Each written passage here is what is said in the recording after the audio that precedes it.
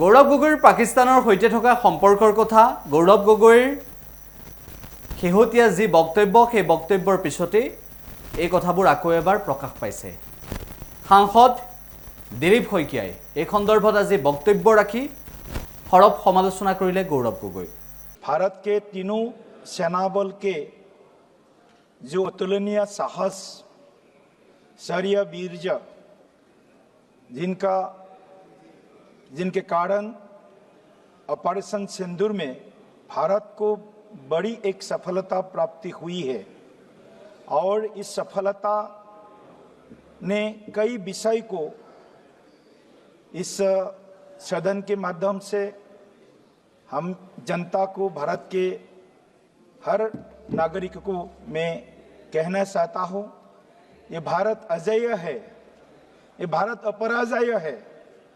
भारत को कोई भी आंख उठाकर देखेगा तो भारत चुप नहीं बैठेगा।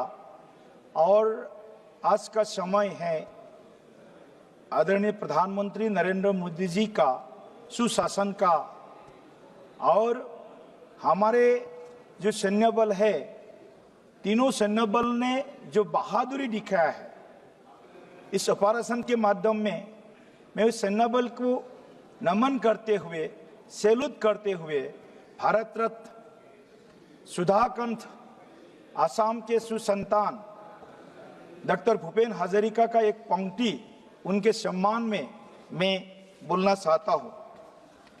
प्रति जवान रक्तरे बिंदु हल साहसर अनंत बिंदु, हे साहसर दुर्जय लहरे जासिले प्रतिज्ञा जयरे। ये जय का प्रतिज्ञा था भारत के सेना का, हर भारतीय का, और हमने इस ऑपरेशन सिंदूर में हमने विजय भी हासिल किया है।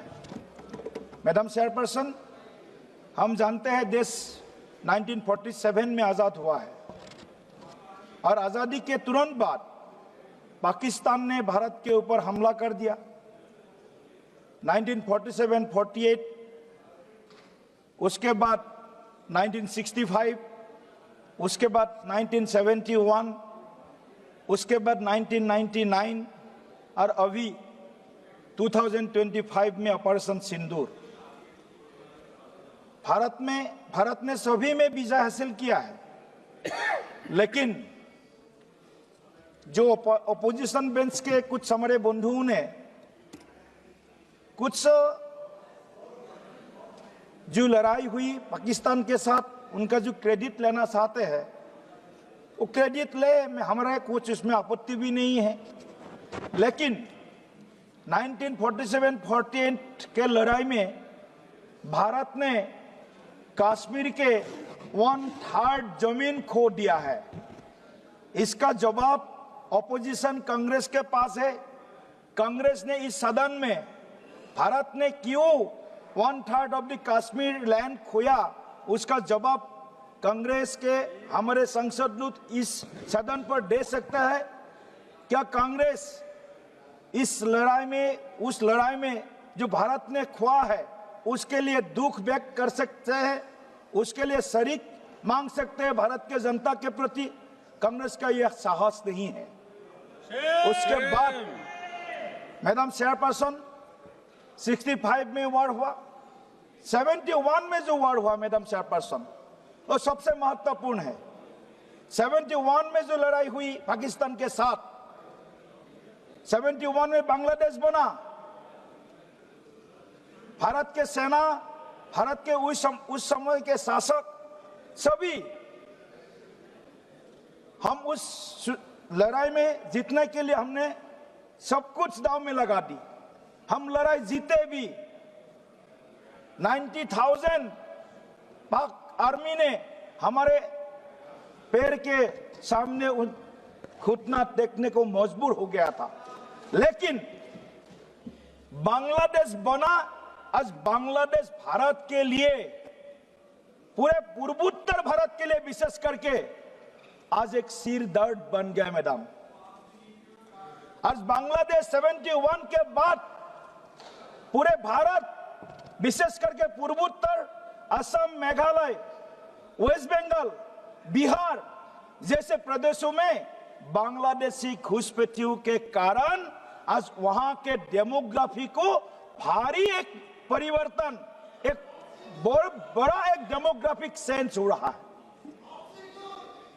आज उस डेमोग्राफिक सेंस के कारण आज एक के बाद एक जिला, असम के, बंगाल के, बिहार के, आज वहां पर जो मेजॉरिटी है हम लोग, वहां हम लोग माइनॉरिटी बन रहा है। मैडम चेयरपर्सन, बांग्लादेश बना, बांग्लादेश का बनने के बाद भारत को जो नुकसान सहना पड़ रहा है उसका जिम्मेदार अगर कोई है तो कांग्रेस पार्टी है। कि कांग्रेस पार्टी के उस समय के शासक, उस समय के शासन अपने वहां के बांग्लादेश माइग्रेंट्स को वोटर लिस्ट में शामिल करना, उसको राशन कार्ड देना, उसको जमीन का पट्टा देने का कोई पाप किया है, अपराध किया है, वो कांग्रेस गवर्नमेंट ने किया है। उसका भी जिम्मेदारी कांग्रेस को लेना पड़ेगा। मैडम चेयरपर्सन, मैडम चेयरपर्सन, आज तो एलओपी भी नहीं है, डेप्यूटी एलओपी भी बाहर है। डेप्यूटी एलओपी जब भाषण दे रहा था पाकिस्तान में, मैडम चेयरपर्सन, आज मीडिया में उनका न्यूज बज रहा था। मैडम चेयरपर्सन, पाकिस्तानी मीडिया में, मैं उसका फोटो भी, आप मांगेंगे तो फोटो, उसका पूरा रिकॉर्ड डाटा मैं आपके सामने मैं जमा कर सकता हूं। पाकिस्तानी मीडिया ने क्या बोल रहा है? भारत के संसद का हाल देखिए। भारत के संसदों ने भारत के जो प्रधानमंत्री, भारत के जो सामरिक जो शक्ति है उसके खिलाफ, उसके विरोध में या उसको नकारने का जो प्रयास आज हमारे ही विरोधी दल के सांसद यह कर रहा है, क्या मैडम चेयरपर्सन ये देश के लिए दुख का विषय नहीं है? ये देश के लिए सोचने का विषय नहीं है? पाकिस्तान के मीडिया में हमारे देश का संसद में आज क्या हो रहा है, संसद का वक्तव्य क्या दे रहा है, आज हमारे डेप्यूटी एलओपी बड़ा भाषण देकर के गया है। लेकिन मैं डेप्यूटी एलओपी को बोलना चाहता हूं, उस डेप्यूटी एलओपी का भी विरोध में असम गवर्नमेंट में स्पेशल टास्क फोर्स एसआईटी का गठन कर चुका है। किस लिए? मैडम चेयरपर्सन, एक डेप्यूटी एलओपी का, उनका जो मैं आज बोलना नहीं चाहिए लेकिन बोलना पड़ेगा क्योंकि एसआईटी बनाई है इस कारण के लिए। डेप्यूटी एलओपी का जो वाइफ है वो पाकिस्तान का पेरोल में काम कर चुका है। 19 बार 19 टाइम्स डेप्यूटी एलओपी पाकिस्तान गया है मैडम चेयरपर्सन, और यहाँ आकर के पाकिस्तान का खिलाफ बोलते हैं। ये डबल स्टैंडर्ड है इनका, डबल स्टैंडर्ड नहीं चलेगा। मैं तथ्य के आधार पर बोल सकता हूं मैं मैडम चेयरपर्सन, इस डेप्यूटी एलओपी कांग्रेस पार्टी का आज उनके खिलाफ जो एसआईटी गठन किया असम गवर्नमेंट ने, उसका भी परिणाम आएगा 10 सितंबर को। मैडम चेयरपर्सन, हाउस को ऑर्डर में लाइए, ऐसा नहीं चलेगा। वो भाषण झाड़ के चला गया, हम तो उनका सुना पूरा, हमने उनको पूरा सुना। कोई ऐसा विषय होगा तो ये डबल स्टैंडर्ड नहीं चलेगा, प्लीज बैठिए। ये डबल स्टैंडर्ड नहीं चलेगा। मेरा हाउस को ऑर्डर में लाइए, पहले हाउस को ऑर्डर में लाइए। ये कोई मैं गवर्नमेंट का इनिशिएटिव के बारे में बोल रहा हूँ, गवर्नमेंट इनिशिएटिव के बारे में बोल रहा हूँ मैडम चेयरपर्सन। दिया जाएगा कार्रवाई से। मैडम चेयरपर्सन, ये लोग को मिर्ची लगेगा, मिर्ची जरूर लगेगा। जो सत्ता पे है, जो सत्ता बोलता है वो उनको सहन नहीं होता है, जो साथ से उसको हजम नहीं होता कांग्रेस पार्टी को। आप देखिए ये सब विषय जो है मैडम चेयरपर्सन, इनको हजम करना है। मैडम चेयरपर्सन, मैं फिर से एक बार आप बैठ जाइए। आप जब बोल रहे थे हम पूरा सुन रहे थे मैडम चेयरपर्सन, पूरा सुन रहे थे। सुनने का ताकत दिखाओ, सुनने का ताकत दिखाओ, सत्यों को सुनने का क्षमता दिखाओ। जो सत्य है वो मिटा नहीं सकता है। जो सत्य है हमेशा वो सत्य ही रहता है, उसको मिटा नहीं अगर सकता है। रिकॉर्ड में कोई ऐसा शब्द है उसे कार्रवाई से निकाल दिया जाए। आपके जमाने में क्या हुआ है, आपको शर्म होना चाहिए। आपका जब पहला सरकार बना तब हमारे 1/3 लैंड कश्मीर के पाकिस्तान के ऑक्युपाइड हो गया, पीयू के पाकिस्तान ऑक्युपाइड कश्मीर बन गया है। आपको शर्म करना चाहिए। क्यों शर्म नहीं आप लोगों को? शर्म करना चाहिए। मैं बोल रहा हूँ, आप लोग बैठिए, आप लोग को भी बोलना है। आप बैठिए। ऐसे वेल में आने से प्रोटेस्ट करने से सत्य थक नहीं जाएगा। सत्य ही रहेगा। सत्य और उजागर होगा। ऐसा नहीं होता है मैडम चेयरपर्सन, ये इनका आदत है।